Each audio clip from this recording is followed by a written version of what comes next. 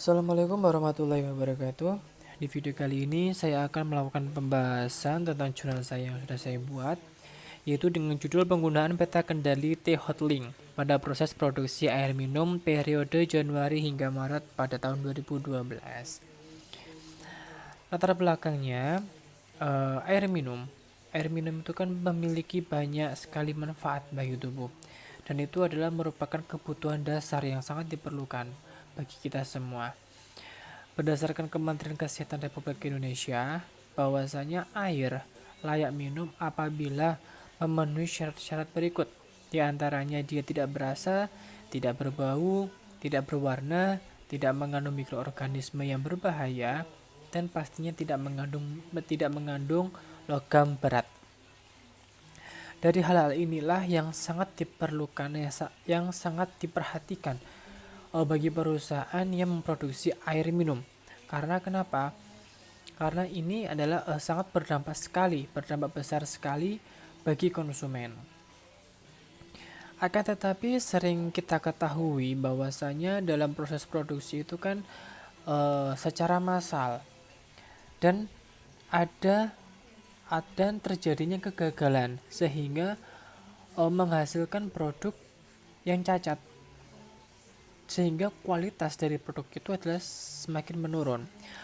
Maka dari itu perlu dilakukan pengendalian kualitas statistik dengan tujuan untuk mengetahui apakah prosesnya atau apakah produk yang dihasilkan itu berada di spesifikasi yang telah ditentukan atau di luar spesifikasi yang ditentukan. Seperti itu. Berikut data yang saya gunakan. Ada 3 variabel, di mana 3 variabel ini itu adalah yang berhubungan dengan kandungan air minum yang diproduksi. Untuk satu harinya saya melakukan pengambilan 5 data sampel produksi air minum. Jadi ada 55 data yang saya gunakan pada 11 hari. Langkah pertama yaitu melakukan asumsi keacakan data. Nah, untuk asumsi keacakan data di sini karena tadi saya menggunakan 3 variabel, ada variabel kekeruhan, ada alkalitas, ada karbon dioksida, maka untuk asumsi keacakan data di sini kita melakukan satu-satu. Yang pertama kita melakukan asumsi keacakan data pada variabel kekeruhan. Asumsi yang saya gunakan berarti H0 datanya acak, H1 data tidak acak. Berikut langkah-langkahnya. Lalu muncul suatu grafik keacakan data. Di situ dapat dilihat untuk nilai p-value-nya ada 4. Apabila H0 diterima jika p-value-nya lebih dari 0,05. Dan H1 diterima jika p-value-nya kurang dari 0,05. Berdasarkan hasil yang sudah diperoleh, nilai p-value untuk for clustering 0,085, p-value for mixtures 0,942, for trends 0,059, dan for oscillation 0,941. Dari situ semua menunjukkan bahwasanya p-value-nya itu lebih dari 0,05. Berarti dapat kita simpulkan bahwa asalnya untuk variabel kekeruhan datanya acak. Masih langkah pertama masih keacakan data, yaitu untuk variabel alkalitas. Asumsi yang digunakan pun juga sama.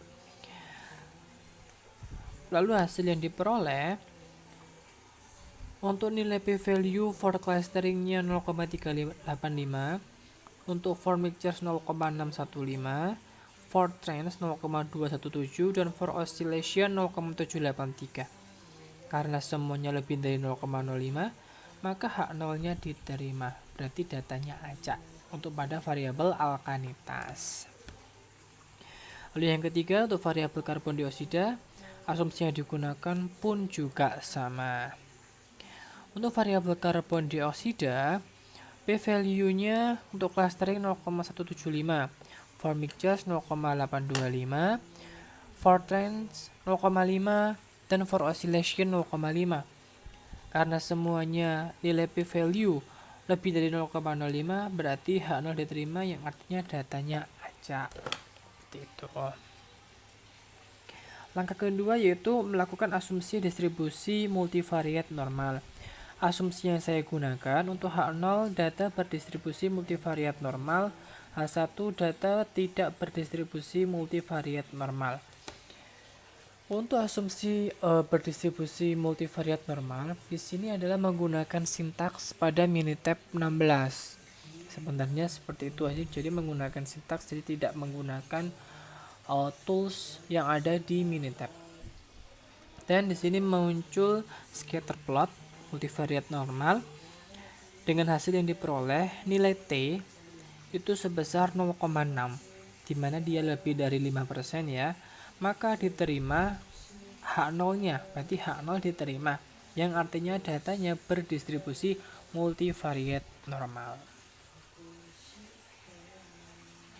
Langkah ketiga, asumsi korelasi Bartlett. Untuk asumsi korelasi Bartlett di sini tidak menggunakan Minitab 16, akan tetapi menggunakan SPSS. Asumsi yang digunakan H0 itu tidak ada korelasi antar variabel, H1 terdapat korelasi antar variabel. Karena tadi kan menggunakan 3 variabel. Nah, di sini kita menguji apakah dari 3 variabel di sini itu ada korelasinya atau tidak ada korelasinya. Dari hasil yang sudah saya peroleh, nilai KMO itu Kaiser-Meyer-Olkin Measure of Sampling Adequacy. Dia bernilai 0,538 yang artinya lebih dari 5% ya. Yang berarti dapat dianalisis lebih lanjut atau dapat diproses lebih lanjut lagi. Lalu di situ ada Bartlett test of sphericity. Nah, di situ nilai dari chi-square kan 5,722. Lalu yang kita perhatikan adalah pada nilai sig. Nilai sig itu adalah 0,126, di mana dia lebih dari 0,05. Dia di sini itu adalah H0-nya diterima. Jadi apabila nilai sig-nya di sini lebih dari 0,05, maka H0-nya diterima, yang artinya tidak ada korelasi antar variabel. Apabila nilai sig-nya kurang dari 0,05, jadi H1-nya diterima, yang artinya dia ada korelasi antar variabel. Jadi seperti itu. Jadi hampir sama dengan asumsi-asumsi sebelumnya. Gitu.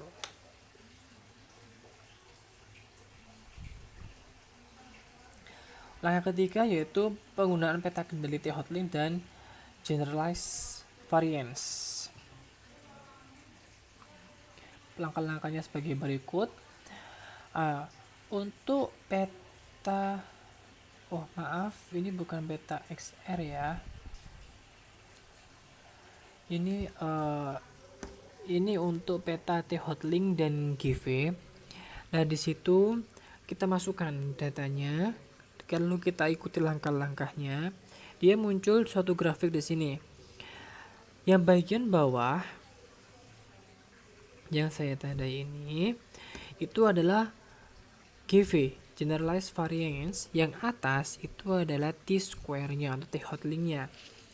Nah, di situ pada peta GV-nya itu ada titik ke-8 yang out of control.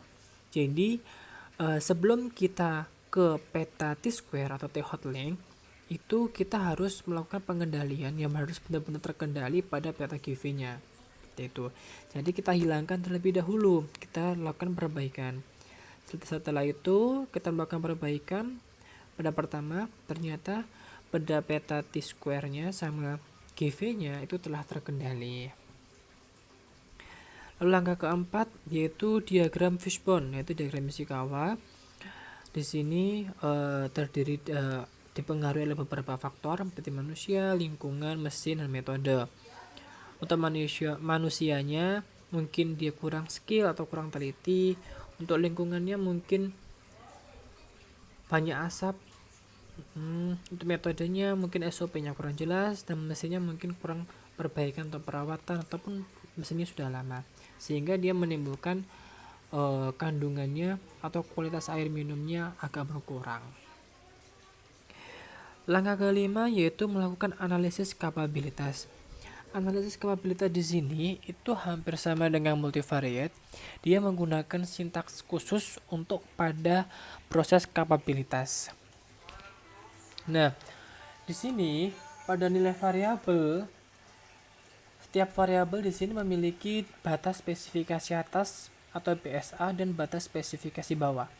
Untuk variabel kekaruan, PSA-nya sama dengan 5, PSB-nya sama dengan 0. Untuk variabel alkalinitas, PSA-nya sama dengan 500, PSB-nya sama dengan 0. Untuk karbon dioksida, PSA-nya sama dengan 50, PSB-nya 0. Nah, dari hasil perhitungan dengan sintaks pada menit 16, hasil yang sudah saya peroleh, nilai C-square, nilai C-nya itu sebesar 14,15 dan nilai CP-nya sebesar 7,09912, di mana dia lebih dari 1. Maka dapat disimpulkan bahwasanya prosesnya itu telah capable. Jadi dikatakan capable apabila nilai CP-nya di sini dia lebih dari 1. Maka bisa dipastikan bahwasanya proses dari produksi air minum ini telah terkendali. Seperti itu. Baik, sekian presentasi dari saya. Kurang lebihnya mohon maaf. Assalamualaikum warahmatullahi wabarakatuh.